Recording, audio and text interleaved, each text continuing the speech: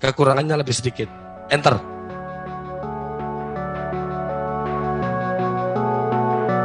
Lalu orang yang kedua, yang nilainya lebih rendah, kita taruh ke daerah yang lebih ujung. Untuk K2 dan negeri. Untuk K2 dan honor negeri. Sekali lagi saya bilang untuk K2 dan honor negeri.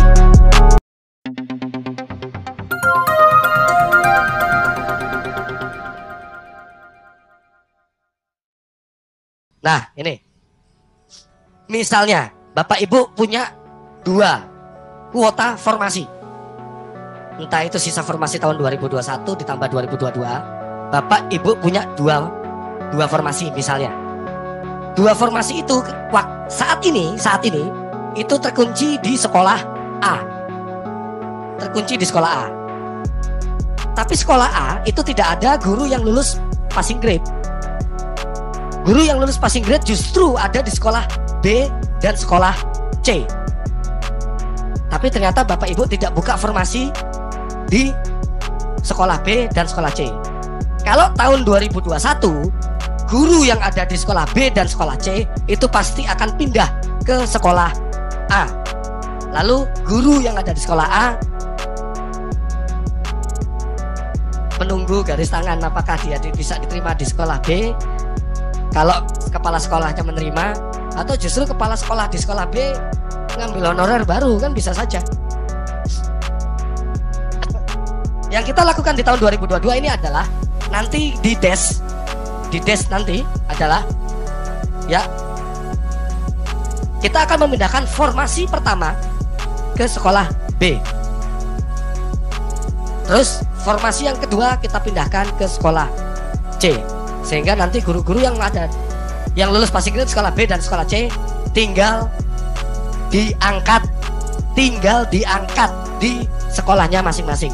Itu tadi yang Bapak dari Kalimantan ya. Bapak bertanya nggak usah dites lagi. Nah, inilah maksud dari Permenpan tahun 2020. Guru lulus passing grade itu sebetulnya sudah melampaui nilai ambang batas. Kami itu maksudnya Dikbud, Kemenpan, BKN, semua Pansel ya, Panselnas itu sudah sepakat mereka tidak perlu lagi dites karena mereka sebetulnya sudah memiliki kognisi yang lebih tinggi dibanding nilai ambang batas. Tinggal penempatannya saja. Nah, sehingga nanti Bapak Ibu koordinasi di des nanti dengan tim teknis, tinggal memindahkan formasi dan tinggal mengangkat guru yang lulus passing grade yang ada di sekolah B dan sekolah C.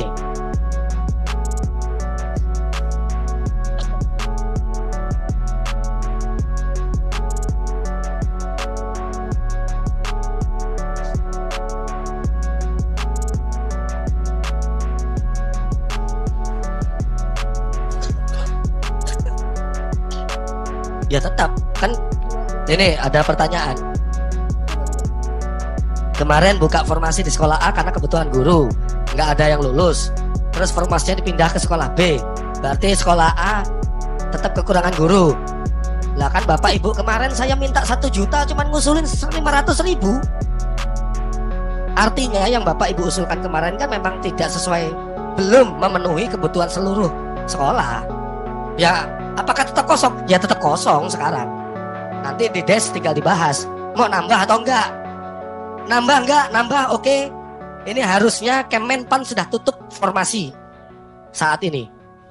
Tapi kalau Bapak Ibu mau tambah, ketika di des nanti tim Kemenpan sudah berbaik hati akan membuka aplikasi jika Bapak Ibu ingin menambah. Jika tidak ya sudah, kita tinggal ngomongin penempatannya saja, distribusinya saja. Next slide. Saya berikan lagi ini apa? Gambaran ya. Ini yang tertera di Permenpan dan nanti akan tertuang juga di Kepdirjen. Kepmen Dikbud dan Kepdirjen. Kita lihat sekolah A. Perhatikan sekolah A. Itu yang kotak-kotak di atas itu ceritanya kebutuhan guru. Kebutuhan guru menurut 24 jam, menurut Permendikbud 16 beban kerja, ya kotak-kotak itu ada kebutuhan. Yang hijau itu guru ASN. Kita udah nggak otak-atik lagi yang hijau. Yang kuning itu ada guru non ASN. Yang biru ceritanya itu guru non ASN yang lulus passing grade tahun 2021. Perhatikan sekolah A. Kalau kita lihat jumlah guru dengan jumlah kebutuhan, sekolah A ini ceritanya kelebihan guru. Kelebihan guru jika guru non ASN-nya dihitung. Jika guru non ASN-nya dihitung. Tapi dia kekurangan guru jika hanya dilihat guru ASN-nya saja. Tapi kalau guru non ASN-nya dihitung, dia kelebihan guru. Saya yakin banyak ini. Udah? Ada guru lulus passing grade di sekolah A. ASN-nya cuma 2, hijaunya cuma 2, kebutuhannya ada 4, kotaknya ada 4. Maka yang akan kita lakukan di desk nanti adalah enter, memindahkan formasi, menempatkan guru yang biru tadi lulus passing grade agar ditempatkan di sekolahnya, sehingga nanti guru lulus passing grade di sekolah A akan menjadi guru ASN, warnanya akan menjadi hijau. Jadi sekolah A nanti punya 3 guru ASN dari 4 kebutuhan. Guru non ASN-nya nggak saya urus di sini ya.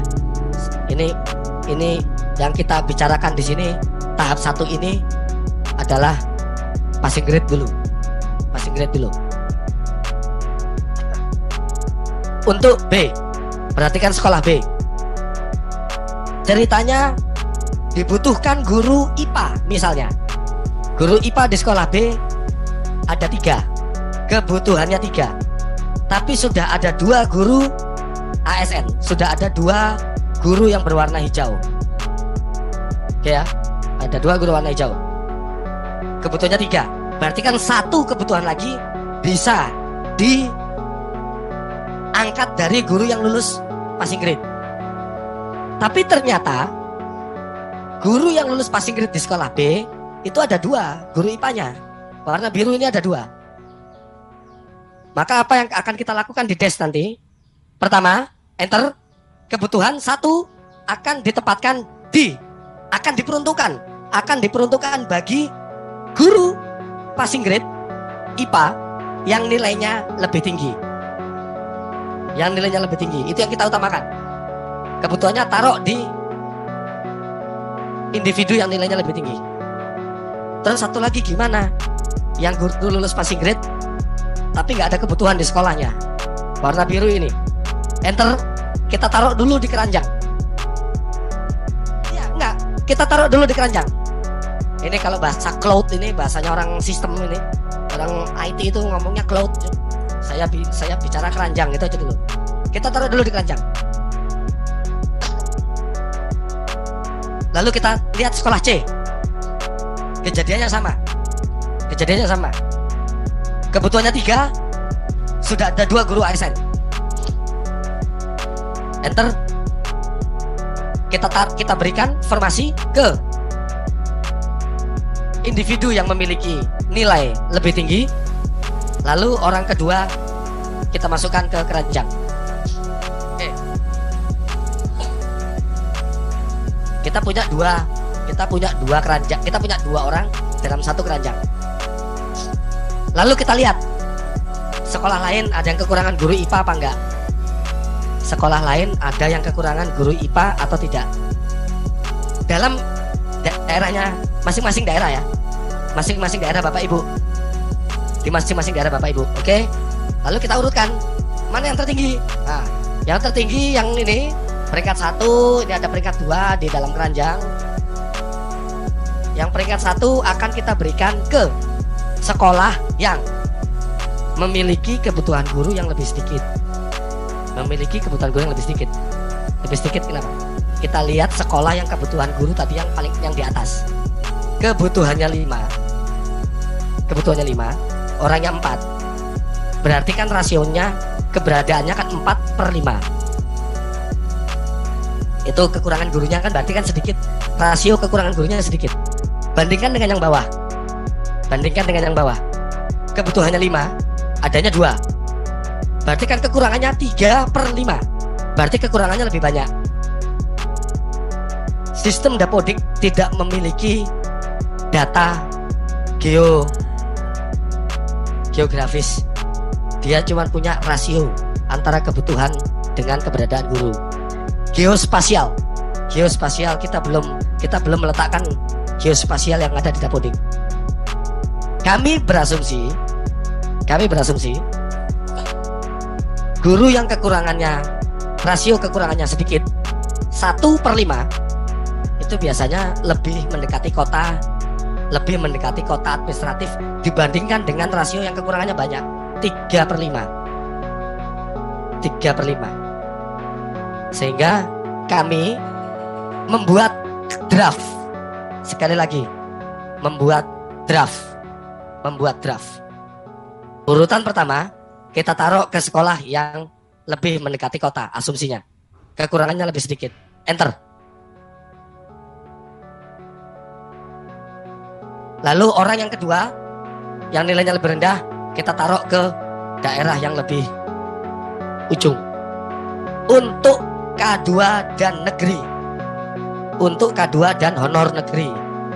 Sekali lagi saya bilang untuk K2 dan honor negeri. Tadi passing grade ada 4 kan? K2, honor negeri, PPG dan swasta. Untuk K2 dan honor negeri kita tempatkan dulu pada aglomerasi kota. Dengan cara melihat rasio perhitungan itu yang lebih kecil, asumsi kami itu berarti yang lebih mendekati kota. Nah, tadi saya bilang draft. Kenapa saya bilang draft? Jika Bapak Ibu masih memiliki formasi, Bapak Ibu masih punya hak. Sekali lagi, Bapak Ibu masih punya hak untuk menukar orang pertama tadi yang ada di keranjang tadi. Ini baiknya orang pertama jangan ada di sekolah yang atas. Orang kedua taruhnya jangan yang di bawah, tapi kita tukar. Misalnya masukan dari Bapak Ibu, orang keduanya di atas, orang pertamanya justru yang ke bawah. Kenapa? Karena mungkin Bapak Ibu lebih memiliki pertimbangan keluarganya ada yang di sana. Oh, yang ini perempuan, yang ini laki-laki, yang laki-laki itu terserah dari pemerintah daerah. Tapi nanti kita di des itu kita sudah punya draft. Siapa kemana? Untuk melukir, merotasi orang yang kita buat draft ini tadi, tetap Bapak Ibu punya kewenangan, punya masukan untuk menukar. Hanya yang di keranjang tadi ya, Bapak Ibu tidak bisa menukar orang-orang kejadian yang ada di sekolah A dan sekolah B. Karena sekolah A dan sekolah B itu orangnya memang sudah bekerja di sekolah tersebut. Itu udah nggak usah ditukar-tukar, karena memang dia sudah ada di situ. Tapi bagi yang dipindahkan, Bapak Ibu punya suara. Nanti di des, nanti di meja Bapak Ibu punya suara. Next. Back lagi. Nah, ini saya ulangi. Tadi kan orang pertama ini kan ditaruhnya ke atas, ditaruhnya ke sekolah yang ada di atas. Coba next. Nah, di situ ada tulisan. Sepanjang kuota formasi Pemda tersedia. Apabila kuota formasi Bapak Ibu tidak lagi tersedia, seperti yang merah-merah tadi, kan guru passing grade-nya kan lebih banyak dibandingkan kuota yang Bapak Ibu buat. Berarti nggak semua passing grade bisa ditempatkan kan, diangkat kan? Nggak semua guru passing grade bisa diangkat. Nah, misalnya kuota Bapak Ibu sudah habis untuk menempatkan guru yang ada di sekolah A dan ada di sekolah B. Misalnya, berarti nanti guru passing grade itu akan tinggal di keranjang. Sampai kapan? sampai Bapak Ibu membuka tambahan formasi. Jai, what can I do? Saya nggak bisa apa-apa lagi. Saya sudah tidak bisa apa-apa lagi. Kami sudah berusaha untuk berkoordinasi dengan PKN, berkoordinasi dengan Kemenpan. Bisa nggak ya formasinya diubah-ubah? Untuk mereka bilang bisa, itu membutuhkan puasa 7 hari 7 malam. Tapi kalau Bapak Ibu tidak membuka tambahan formasi, ya sudah, kita nggak bisa apa-apa lagi. Kita tidak bisa apa-apa lagi. Dan guru yang ada di Keranjang, ketika bertanya ke kita, kenapa teman saya yang di sekolah A diangkat, sekolah B diangkat, sedangkan saya tinggal di Keranjang? Jawaban kami ya pasti satu, silakan berkoordinasi dengan daerah. Jika daerah punya formasi, akan kita segera tempatkan. Akan segera kita tempatkan. Oke, next. Mereka tuh apa? Enter. Dia pindah sini ya. Sekali lagi, orang yang kedua pun bisa dipindahkan ke sekolah yang di bawah sepanjang Bapak Ibu punya kuota formasi. Next slide.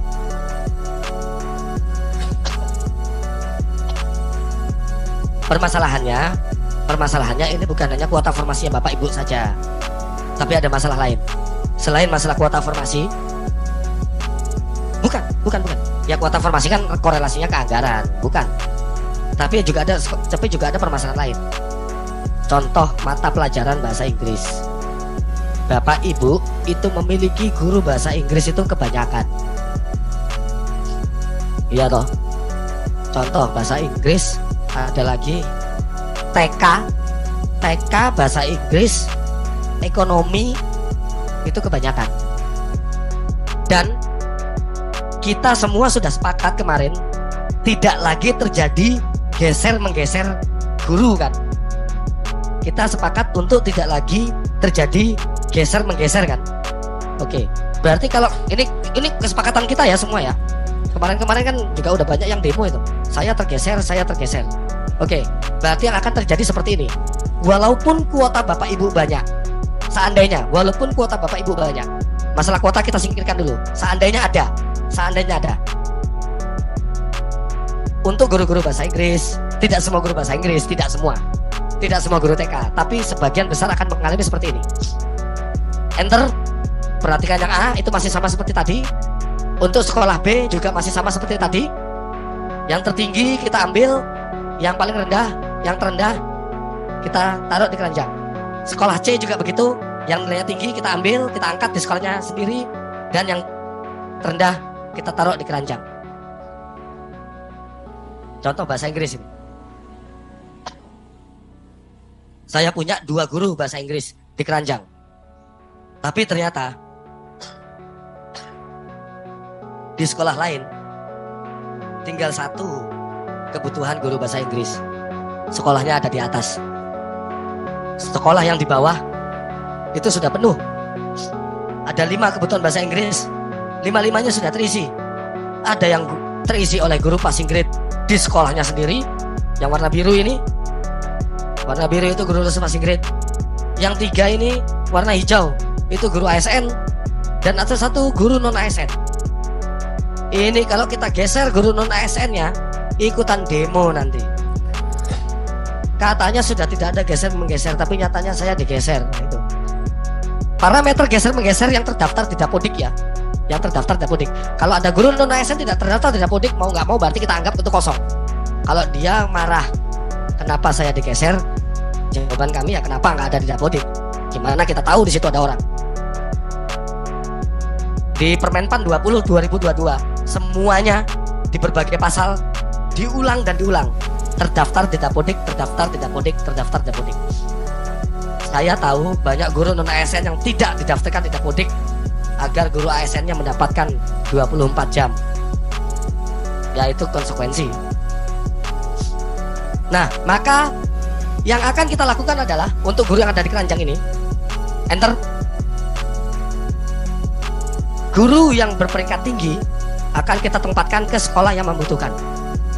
1 guru diam di Keranjang. Mau nggak mau. Karena memang sudah tidak ada kebutuhan. Sekali lagi saya bilang, walaupun kuota Bapak Ibu besar sekalipun, makanya tadi saya bilang ada dua masalah. Satu, masalah kuota. Lainnya, walaupun masalah kuota selesai, Bapak Ibu bisa top up kuota sesuai dengan jumlah guru passing grade, namun tetap tidak semua bisa terselesaikan. Tetap tidak semua bisa terselesaikan karena ada guru-guru yang memang berlebih.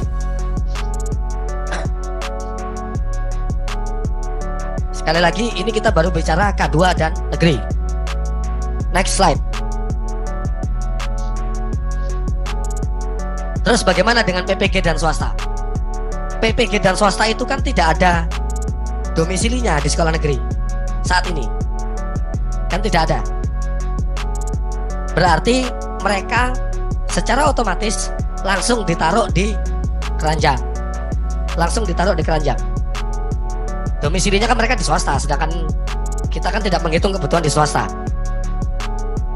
Mereka kita taruh langsung di keranjang. Misalnya ada 4 guru PPG dan swasta yang ada di keranjang. Nah, kita buat peringkat 1, 2, 3, 4. Kita buat peringkat 1, 2, 3, 4. Nah, lalu penempatannya, kalau tadi untuk K2 dan honorer negeri, kita carikan ke yang lebih dekat dulu aglomerasinya. Artinya rasio kebutuhannya, rasio kekurangannya itu kecil. Rasio kekurangannya yang kecil itu kita tempatkan dulu. Baru yang rasio kekurangannya besar-besar. Biasanya kalau rasio kekurangan besar-besar kan ada di ujung daerah itu kan. Nah, khusus untuk PPG dan swasta, penempatan pertamanya ada di rasio kekurangan yang terbesar. Dibalik rasio kekurangan yang terbesar, dibalik. Ada 2 sekolah. Kekurangan pertama rasionya 1/5. Sekolah kedua rasionya 2/5. Kekurangan 2/5. Berarti yang akan kita utamakan adalah yang 2/5 terlebih dahulu. Menurut aturan Juknis ya, 2/5 terlebih dahulu. Berarti yang peringkat 1 masuk ke enter, masuk ke sekolah yang membutuhkan. Masih ada kebutuhan, kita taruh untuk yang peringkat kedua. Lalu di sekolah satunya juga masih ada kebutuhan, maka peringkat 3 kita taruh ke sekolah yang membutuhkan. Sisanya 1 orang harus tetap diam di keranjang karena penuh.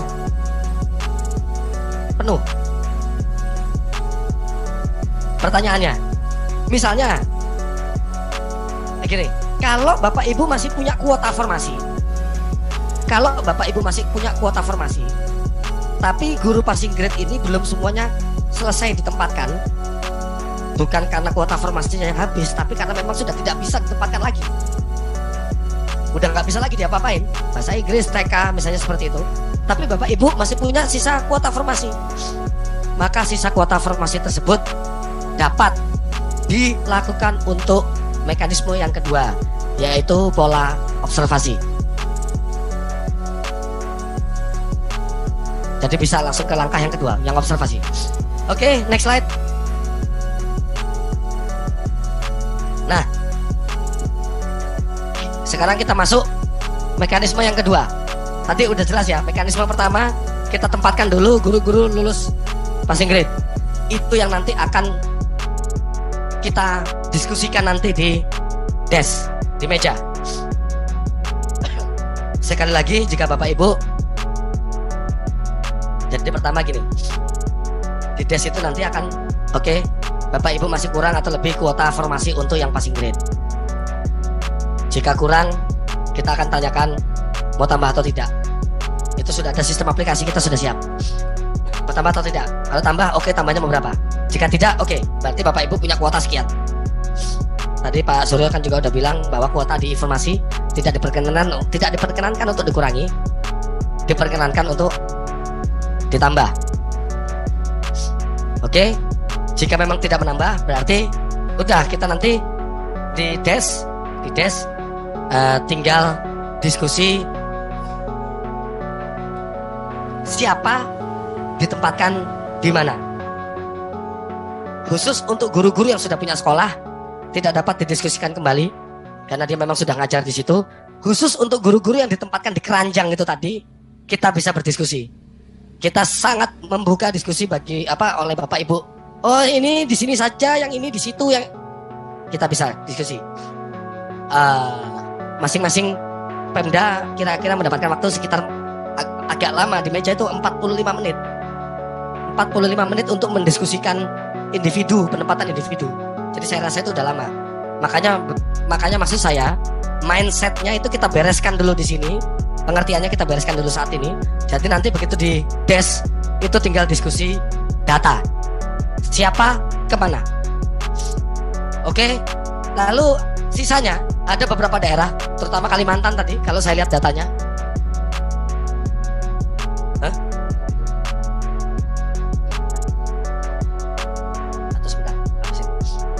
Kalimantan tadi banyak yang memiliki kesempatan untuk masuk ke ranah mekanisme yang kedua. Ranah mekanisme kedua itu bahasa saya observasi. Bagi siapa? Bagi guru-guru yang sudah terdaftar di Dapodik lebih dari 3 tahun. Kalau guru baru, apa yang mau diobservasi? Ini kita sudah.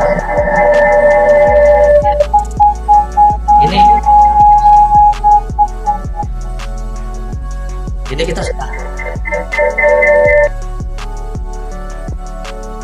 Ya, ini kita sudah beranjak dari tes ke observasi.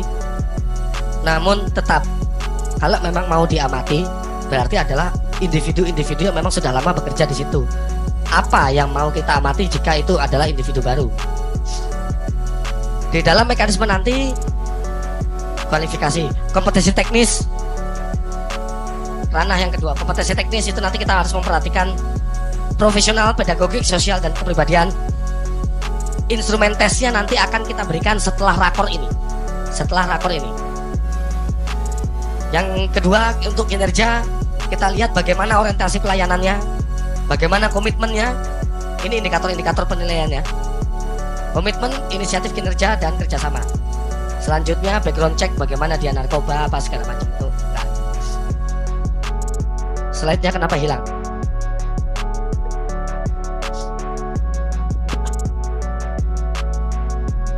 Slide-nya kenapa hilang?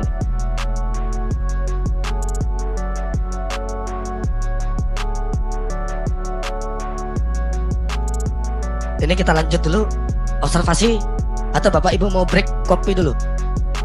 Break dulu ya. Setelah break nanti kita lanjut untuk mengenai observasi ya. Baik.